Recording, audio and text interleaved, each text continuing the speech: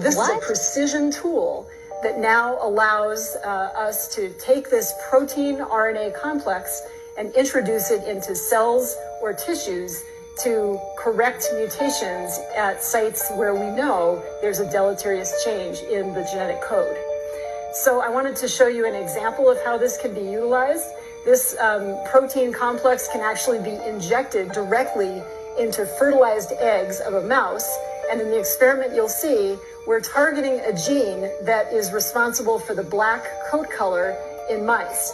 And so normally these mice have beautiful glossy black coats. And once we make this targeted change, we then implant these edited eggs back into a female mouse. And when she gives birth to pups, you'll see that the pups are now mostly white.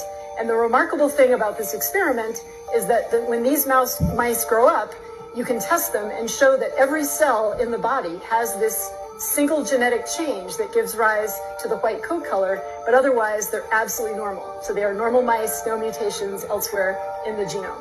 This is a type of experiment that used to take at least a year to create a mouse like this, and now it can be done in a few weeks and by people that don't have to have special expertise.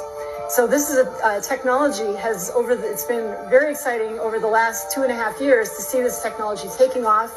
These are publications in the scientific literature. It's been sort of exponential growth of publications, people using this technology for all sorts of applications. And so some of these include making changes, targeted genetic changes in plants, in fungi, in animals that are important agriculturally, in animals that are important to us as pets, and also in thinking about human health, also to do things like make changes in stem cells, which are cells that can give rise to new organs. Also to make changes in animals that are important as models of human disease, such as mice and monkeys. And we think within the not too distant future, it will be possible to actually use this technology to make changes in humans. Chris in Long Island, New York. Well, welcome to say hi to David Wilcock. Hey, Jimmy. Hey, Dave. How you guys doing? Doing good, Chris. Well, I have a question for David in terms of reading his new book, Descent Mysteries, which I'm very enjoying very much. Thanks. And one of the chapters was Nikola Tesla, the Pete Peterson and Nikola Tesla Black Ops. Yep. There's one of them is about Black Jesus, where there's a ascended being appearing in Africa. Yep. And I just want to know if you know any more information you would share with us, because I thought that was very captivating to me. And I just wanted more information on it. Yeah, the Black Jesus story was probably one of the most shocking things I ever heard. It came from my insider, Jacob, I call him that in the book, who actually was working for the Rothschilds and still does, and also is a whistleblower who doesn't really do what they want, but continues to work for them because he feels like there's some very serious extraterrestrial threats to Earth and that what they're doing is very necessary to protect us. So the story goes that in the 1960s, there was a black man in Africa who came in with abilities complementary to those of Jesus. And he was performing miracles. He was starting to get people to listen to what he had to say.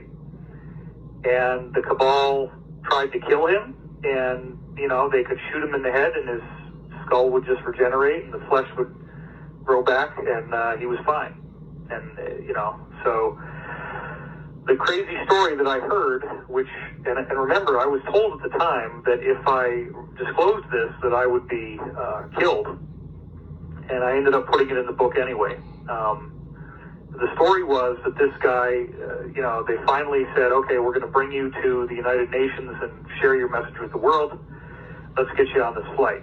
They bring him on this flight, and instead of bringing him to the United Nations, they shot him repeatedly, and then actually had some kind of meat grinder device, and basically like a bandsaw, I guess, and sawed up his body into a whole bunch of pieces, put him in these very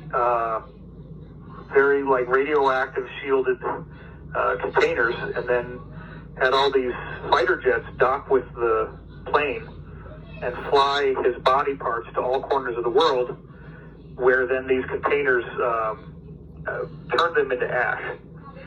And they thought that maybe this would defeat him, like that his body somehow, the tissue was necessary. So if they destroyed all the tissue in all these places across the world, maybe they could defeat him. Well, he then regenerated in their offices and was fully fine, fully intact. But the sad part is that he said, you know, you guys so badly do not want me to be here that I am not going to be able to do any more. You're going to get what you want, but bear in mind that in the future, many others like me will be coming, and when they do, you will not be able to stop us. Wow. Wow. Well, that is all I know. Unfortunately, there's nothing more to the story than that. Incredible. But it is an incredible story. Incredible. Let's go to wild card.